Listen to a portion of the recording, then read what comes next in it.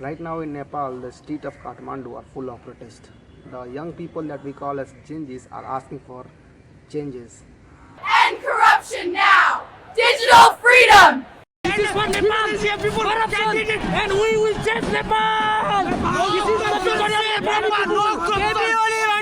Our voices will not be silenced! Unban our apps! The reason the government has banned some social media apps.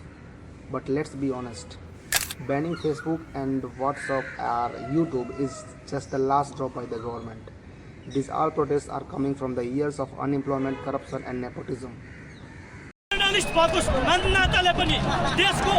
In Nepal, people are fed up with the 60 years or 70 years old leaders of the government because they are giving all the jobs to their relatives and doing scams in the exams also.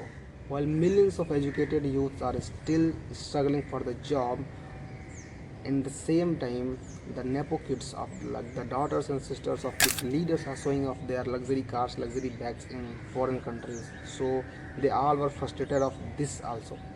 This is what happens when a government banned social media apps.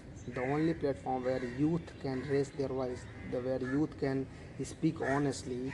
So when they force them, when they silence their voices by putting armed force, by putting tear gas, lathi charges, so the reaction is explosive, as you can see in Nepal. What is happening in Nepal right now? Now here the uncomfortable question, is India next? Because in Delhi too we are already seeing the protests are going on from years and people are not getting justice. All youths are asking and raising voices against the same culture of nepotism, corruption and scams in exam and also the unemployment. So when these voices are being forcefully silenced by the government, the reaction that we'll get to see is totally enormous and nobody has imagined about it. What now India's Genjis will accept this silence forever, or will their frustrations explode in the same way like was in Nepal? Now the truth is simple. When you silence one youth generation, you are not just ignoring them, you are preparing for an upcoming earthquake.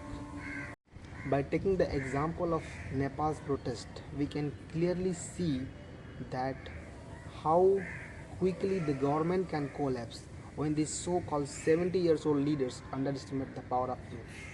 So by this scenario, the real lesson maybe for the Indian leaders is this: don't just ignore the youth peoples, don't silence their voices, because the same Genjis that scrolls hours in Instagram or Facebook can have the power to change the governments also, can have the power to collapse the government also in a very quick time.